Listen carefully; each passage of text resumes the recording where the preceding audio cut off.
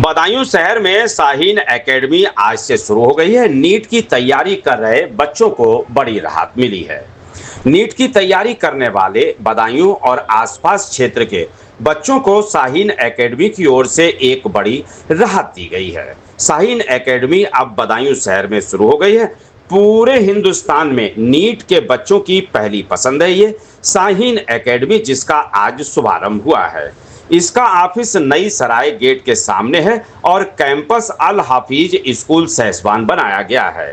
Shaheen academy के बारे में अल हफीज स्कूल के संस्थापक कलीमुल हफीज ने विस्तार से जानकारी दी। सबसे मेन डिफरेंस इसमें यह है कि जितने और कमर्शियल जो कोचिंग सेंटर्स हैं उनसे हमारी फीस 1/4 है, नंबर 1। दूसरी बात, वो जितने भी बड़े जिन कोचिंग के आप नाम लेते होगे, अखबार में देखते होगे, वो सिर्फ हफ्ते में 4 दिन 1.5 घंटे की 3 क्लासेस देते हैं। अब चूंकि उनके पास वॉल्यूम इतना है, 1.5 लाखों बच्चा है, तो उसमें से 2-4 हज़ार आ जाते हैं, उसको शो कर देते हैं। वो हम क्या करते हैं, चूंकि हमारे पास कुछ बच्चे ऐसे भी आते हैं जो 70% मार्क्स लाए 12th में, 10th में 60% लाए हैं, उनको भी हम क्वालिफाई कराते हैं। उनको करते ही हैं हम कि 6 दिन पढ़ाते हैं, 6 घंटा हमारी स्टडी होती है और 6 घंटा हमारी सेल्फ स्टडी होती है, जो कंपलसरी होती है हर हॉस्टलर के लिए।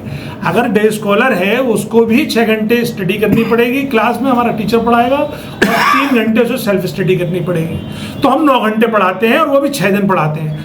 वो चूँकि 4.5 घंटे पढ़ाते हैं और 4 दिन पढ़ाते हैं, तो इसलिए हम में और उनके जो टीचिंग आवर्स हैं उनमें डबल से भी ज़्यादा का फ़र्क है। इसलिए हमारा रिजल्ट कम अच्छे बच्चे होने के बावजूद भी ज़्यादा आता है।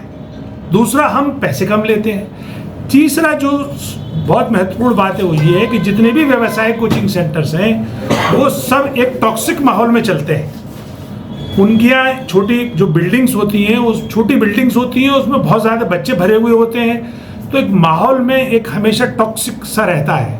आपने देखा होगा बहुत सारे बच्चे विचलित भी हो जाते हैं, थोड़े मेंटली भी टेंस हो जाते हैं। हमने ये एकेडमी में लाए हैं जो 40 बीघे में बहुत लशगरीन कैंपस है, तो बच्चे के लिए एक पीसफुल माहौल है।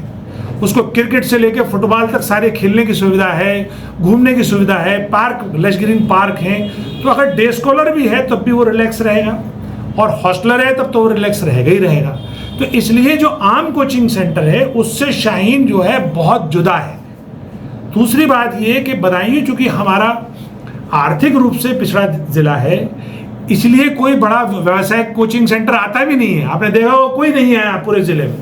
लेकिन शाहीन ने ये इसलिए कोशिश की है कि कम फीस में, अगर 20,000 की कॉस्ट पे, 10,000 की कॉस्ट पे आपके अपने ज़िले में आपका बच्चा या बच्ची आपके घर आ जाए शाम को, और उसकी पढ़ाई भी अच्छी हो जाए, तो ये शाहीन की कोशिश है। मैं समझता हूँ कि जनपद वासियों के लिए ये एक अवसर रहेगा।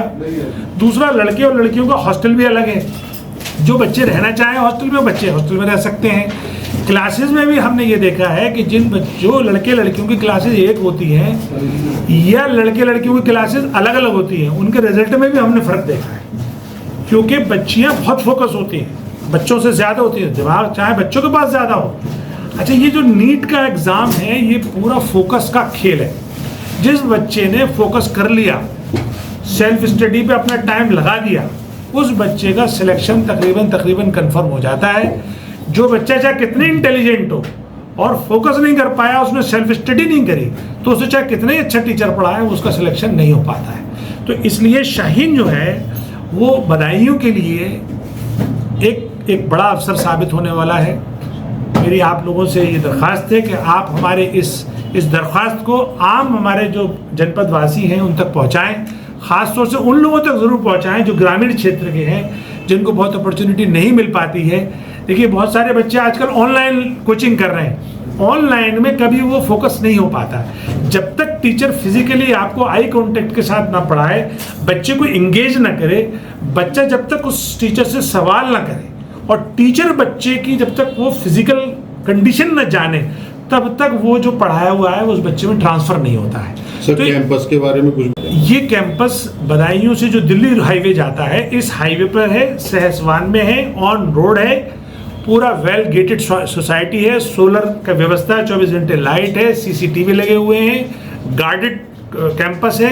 आप लोग कभी भी जब दिल्ली जाते हैं देख सकते हैं, वरना आप बदायूं के बच्चों को आने की क्या व्यवस्था होगी? बदायूं से हमारा प्लान ये है कि अगर हमारे पास 15-20 बच्चे भी रहेंगे तब भी हमारी बदायूं से बस लगेगी और सुबह जाएगी, आधा पौने घंटे में पहुंच जाती है और वहां से आएगी।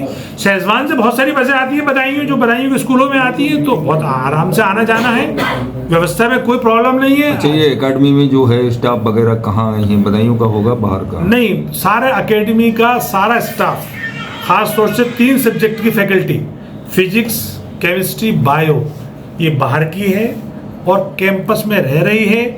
क्यों रह रही है कैंपस में? क्योंकि वो हॉस्टल के बच्चों को सेल्फ स्टडी भी कराएगी, इसलिए उसको कैंपस में रहना जरूरी है। तो बच्चों के लिए 24 घंटे वो फैकल्टी अवेलेबल रहेगी।